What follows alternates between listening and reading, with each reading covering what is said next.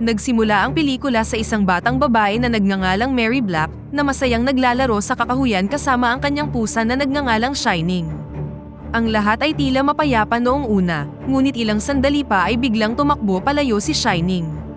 Hinabol ni Mary ang pusa at sa kasamaang palad, pinatay siya ng isang child killer na sumira at bumago sa mundo ng kanyang pamilya magpakailanman.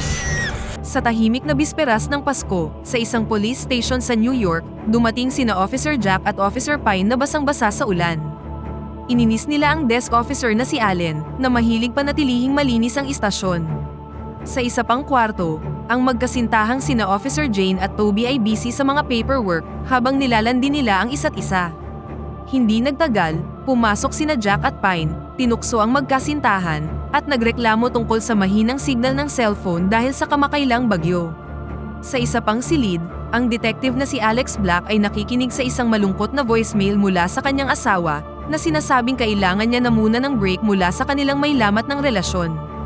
Naging magulo ang kanilang relasyon mula nang mamatay ang kanilang anak na si Mary, at ang pagkawala ni Mary ay labis na nakakaapekto sa kanya lalo na't isa siyang detective at hindi niya nailigtas ang kanyang sariling anak. Hindi nagtagal, pumasok sa istasyon ang isang misteryosong lalaki. Pumunta siya kay Allen at sinabing gusto niyang umamin sa ilang murder. I'd like to make a confession. Confess to what? Murder. Sa sobrang takot at pag-aalala, agad na tinawag ni Allen ang iba pang mga opisyal. Nagtipon ang team kung saan pinamahalaan ito ni Detective Alex at tiniyak na dadalhin ang lalaki sa interrogation room. Pinagalitan din niya si Allen dahil sa mabilis na paglabas ng kanyang sandata. Sa pagtataka tungkol sa hindi malinaw na pag-amin ng lalaki, tinanong ni Jack kung sino ang kanyang pinatay, ngunit tumugon ang lalaki gamit ang mga nakakalitong mind games na labis na ikinainis ni Jack. Pagkatapos nito, pumasok si Alex upang simulan ng pagkwestiyon at tinanong ang lalaki kung ano ang kanyang pangalan. Gayunpaman, mahiwagang sinabi ng lalaki na isa siyang nobody. Dahilan para isipin ni Alex na isa lang itong biro at binalaan siya tungkol sa mga legal na problema na kanyang kakaharapin, ngunit binagabag ng lalaki si Alex nang sabihin niyang papatunayan niyang guilty siya bago matapos ang gabi. Nang makaramdam ng pangamba, inutos ni Alex sa mga opisyal na gawin ang karaniwang proseso para kay Mr. Nobody, kabilang ang pagkuha ng kanyang mga fingerprint at larawan, upang makita kung meron siyang record sa pulisya. Habang naghahanda na sila, biglang tumayo si Mr. Nobody, napansin ang engraved pin ni Alex na may nakasulat na pinakamahusay na ama sa mundo, at walang takot na inamin na nakapatay siya ng 6 na katao.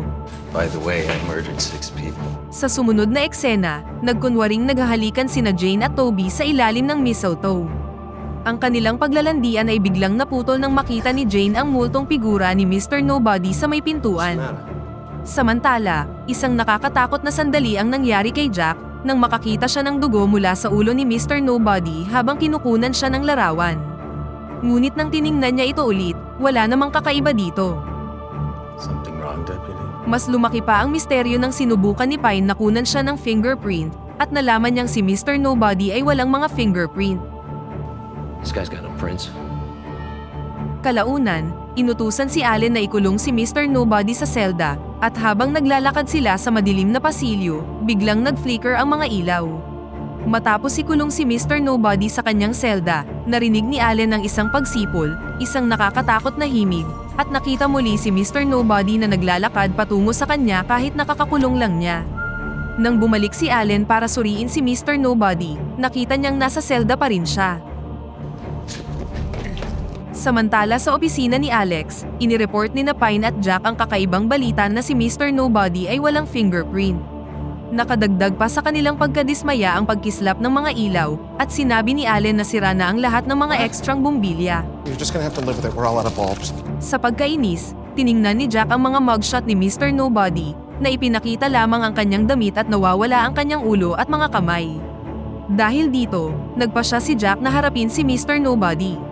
Pagkatapos ay tinanong ni Jack ang tungkol sa kantang sinisipol ni Mr. Nobody, at nang nalamang ito ang Requiem ni Mozart, ang misa sa mga patay, nagmamadaling umalis si Jack sa silid. Kasabay nito, si Alex ay nakakuha ng tawag mula sa kanyang asawa. Ang paggugol ng Pasko na malayo sa kanyang pamilya at ang kanilang magulong relasyon ay nagpapahirap sa kanyang kumonekta sa kanyang mga anak. Kalaunan, inutos niya kay Pine na dalhin si Mr. Nobody para sa karagdagang pagtatanong, ngunit mukhang balisa at mabigat ang iniisip ni Jack. Habang papunta sila sa selda, muling nag-flicker ang mga ilaw na nagpapahiwatig na merong panganib. Nang nakarating sila sa cell number 4, wala na itong laman.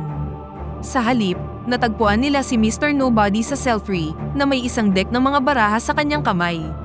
Samantala, naninigarilyo si Jack at naalala ang tungkol sa isang kaganapan kung saan pinilit nila ang isang pag-amin mula sa isang traveler o isang taong walang permanenteng bahay at inakusahan siya ng pagpatay kay Mary.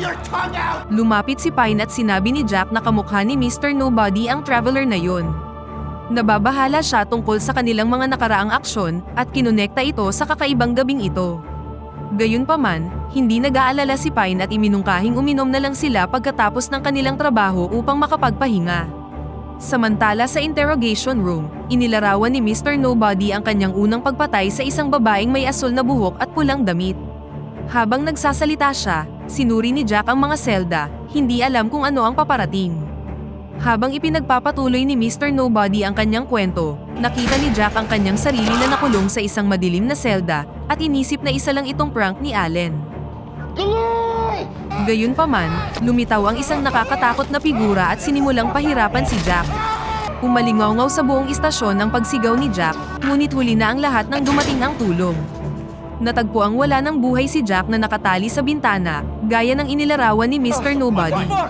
Samantala, bumalik si Alex sa interrogation room at nakitang misteryosong naalis ni Mr. Nobody ang kanyang handcuff. Mabilis niyang ikinabit ang mga ito at nilock ang silid, pagkatapos ay sinabi sa iba ang tungkol sa pagkamatay ni Jack. Pagkatapos ay pinalabas niya sina Pine at Allen para tingnan ang lugar habang bumubuhos ang malakas na ulan. May tumama sa ulo ni Jack at sa pagkabigla nila, ito ay si Shining, ang patay na pusa ni Mary. Sa kabila ng nakakatakot na discovery na ito, iginiit ni Pine na suriin nila ang rooftop. Pagbalik nila sa loob, maingat nilang sinabi kay Alex ang tungkol sa pusa at iniwasan ang anumang direktang pagbanggit kay Mary upang huwag masaktan ang kanyang damdamin. Ibinunyag ni Pine na hindi mapalagay si Jack dahil si Mr. Nobody ay kamukha ng traveler na pinilit nilang gumawa ng maling pag-amin. Nag-trigger ito ng flashback ng kanilang walang awang interogasyon kung saan muntik na nilang mapatay ang traveler dahil sa desperasyon at pinilit ni Alex na makakuha ng confession sa anumang paraan.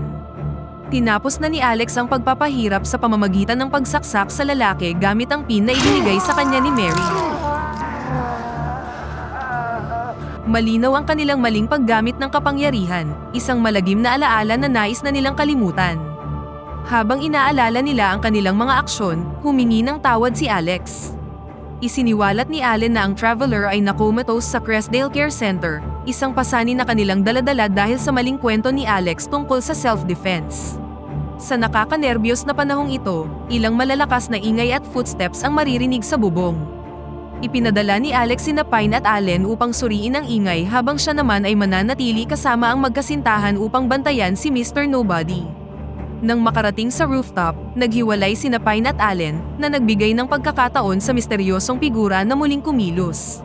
Habang nagkukwento si Mr. Nobody tungkol sa kanyang pangalawang biktima, isang duwag na kanyang pinarusahan dahil wala itong ginawa, isang lubid ang pumulupot sa leeg ni Allen na nagpaalala sa kanyang nakaraang aksyon sa panahon ng pagpapahirap sa traveler.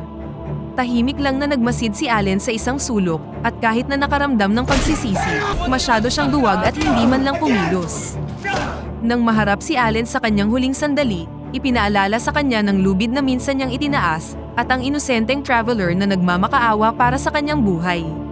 Dahil sa nakakatakot na kaganapang ito, pinaghinalaan nilang sangkot si Mr. Nobody sa mga kakaibang nangyayari kahit na nakakulong siya. Agad nila siyang inilipat sa ibang selda ngunit bago ito, sinabi niya ang mga nakakatakot na bagay na tila konektado sa mga trahedya sa istasyon. Ginamit ni Alex ang oras na ito para tanungin si Mr. Nobody tungkol kay Mary. Naalala niya ang traveler na nahuli nila na merong kaparehong kalagayan, isang lalaki na wala ring fingerprint, ngunit walang malinaw na sagot si Mr. Nobody. Dahil dito, nais ni Pine na suriin ang kalagayan ng traveler sa pag-aakalang maaaring bahagi siya sa patuloy na nangyayaring katatakutan. Sa Crestdale Care Center, nalaman ni Pine na namatay ang traveler sa eksaktong 8:15 PM ng gabing yun, kasabay ng pagpasok ni Mr. Nobody sa police station. Ang balitang ito ay labis na ikinagulat ng koponan, at dahil hindi gumagana ang kanilang mga telepono, hindi sila makatawag para humingi ng tulong. Kalaunan, nagpasya si Alex na kailangan nilang lumabas at tulungan ang kanilang mga sarili. Nahati sila sa dalawang team kung saan lumusong ang magkasintahan sa matinding bagyo at nahanap ang sasakyan ng stormtrooper na nakaparada malapit sa kagubatan. Samantala sa istasyon, bumalik sina Pine at Alex kay Mr. Nobody na nagpatuloy sa kanyang nakakatakot na pag-amin. Nagbigay siya ng clue sa isa pang posibleng biktima, kaya agad na sinabihan ni Alex si Pine na makipag-ugnayan sa magkasintahan gamit ang radyo. Samantala, nang tingnan ni na Jane at Toby ang sasakyan ng trooper, narinig nila ang mga nakakatakot na radio transmission tungkol sa trahedyang sinapit ni Mary. Who is this? Pagkatapos nito, pumunta si Toby sa malalim na bahagi ng kakahuyan at hindi na malayang nakapasok siya sa isang nakamamatay na bitag. Habang inilalarawan ni Mr. Nobody ang kapalaran ng kanyang sunod na biktima, naranasan ito ni Toby sa totoong buhay. Hinampas siya ng shovel sa tiyan, ang parehong kagamitan na ginamit noon sa Traveler. Kalaunan, nahanap ni Jane ang katawan ni Toby at natapos ang kanilang relasyon sa pinakamalungkot na paraan. Sa sobrang takot, nagmamadali siyang bumalik sa police station. Agad siyang nagtungo kina Pine at Alex at sinabi sa kanila ang tungkol sa pagkamatay ni Toby. Narealize ni Alex na ang mga pag-amin ni Mr. Nobody ay hindi lamang mga kwento, sila ay nagiging tunay na nakamamatay na mga kaganapan. Sa tingin nila ay bumalik ang namatay na traveler bilang si Mr. Nobody para makapaghiganti. Habang nilalabanan nila ang takot, nabaling ang sisi kay Alex para sa ginawa niyang malupit na interogasyon sa traveler. Ipinagtanggol ni Alex ang kanyang sarili at sinabing desperado siyang iligtas ang kanyang anak na babae. Nagpasya silang tumakas gamit ang sasakyan ni Jane, ngunit ang mapaghiganting espiritu ay nagdulot ng pagbangga. Nang simulan ni Mr. Nobody ang isa pang nakakatakot na pag-amin, nakulong si Jane sa sasakyan at nahirapang makahinga.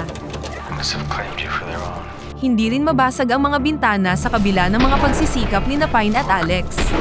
Habang nasa-suffocate siya, ipinakita ang isang flashback ng kanyang pag-suffocate sa Traveler na sumasalamin sa kanyang naging kapalaran ngayon. Pagkatapos ng malagim na pagkamatay, galit na hinarap ni Pine si Mr. Nobody.